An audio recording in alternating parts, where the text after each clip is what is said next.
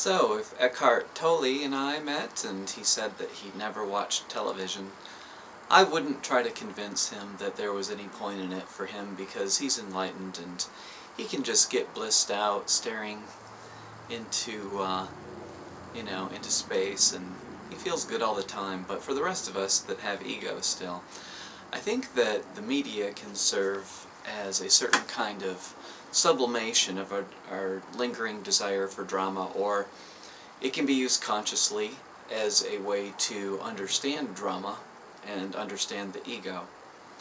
In terms of sublimation, in terms of a vicarious experience and so forth, I remember hearing that B.F. Skinner, the behaviorist, psychologist, suggested that people who were lonely and growing older, I don't think it should be limited to people who are necessarily elderly, but he suggested they use pornography as a way to sublimate their loneliness, and he's a very behavioral kind of guy, hence being a behaviorist, and that would help them on an emotional, bodily, psychological level, whatever.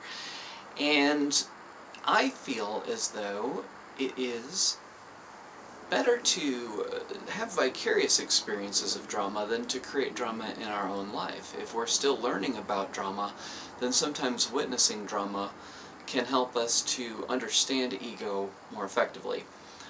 Dramas that I watch are Mad Men and Big Love. I think those are the only episodic dramas that I watch. Also, there's drama on reality shows. I like Survivor and The Apprentice, or Celebrity Apprentice.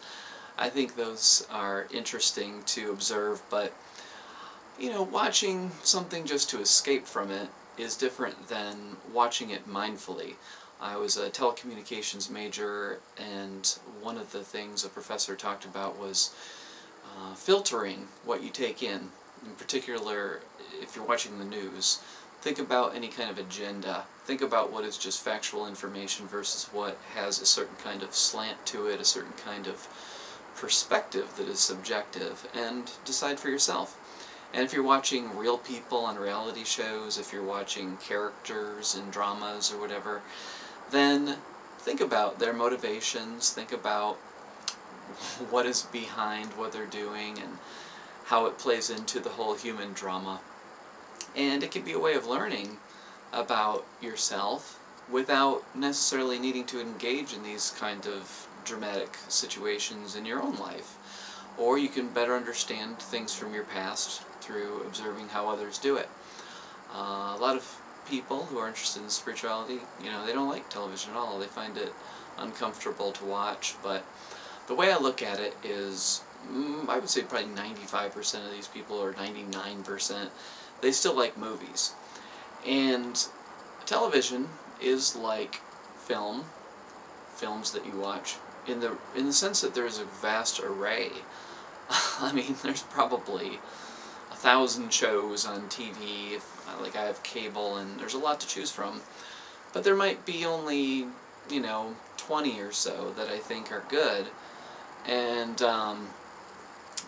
so it's a matter of like, well, what's the difference between if you watch a bad movie or a good PBS documentary, like, in other words, generalizations can feed the ego, like, I'm spiritual, so I don't watch television. But, you might like some crappy film or watch some crappy film, and you might gain more from watching some good television show. I have a DVR, so I filter out commercials. I think commercials are the most kind of energetically draining aspect of television, because they're manipulating your perspective of what will make you feel good. But being able to fast forward through that stuff is helpful. That's been an enjoyable kind of experience for me to enhance watching television. And yes, I think there are horrible books as well.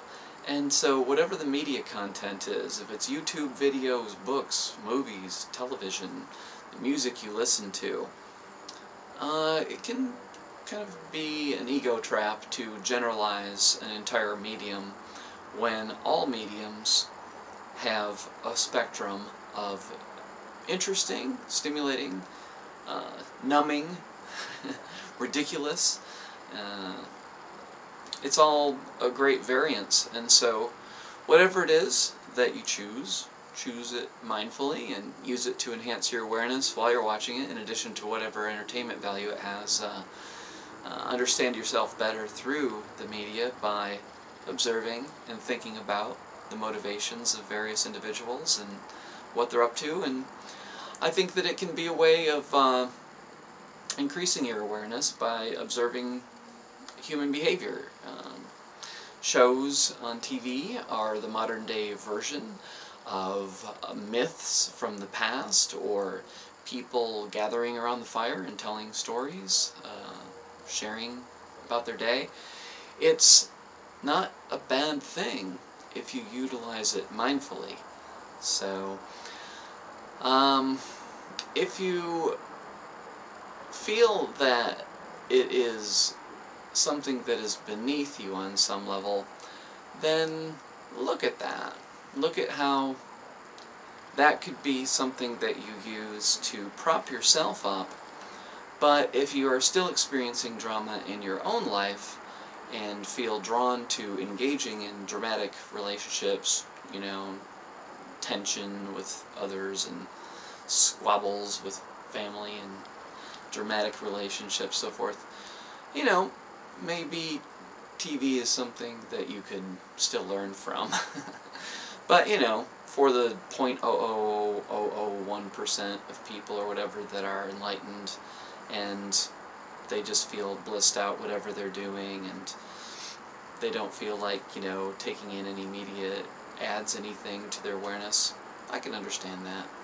I'm not there yet, so I'm going to watch the Super Bowl, but right now I'm waiting about an hour or so before it starts, recording it so I don't have to watch the commercials. I know that people say, oh, commercials on Super Bowl are great, but I don't know. If there's any ones that are groundbreaking, I'll probably hear about them at some point on a news station and watch them later, but a lot of them are just trying to convince people that drinking beer is cool and makes you funny or sexy. That's boring to me. So, that's it. Heat.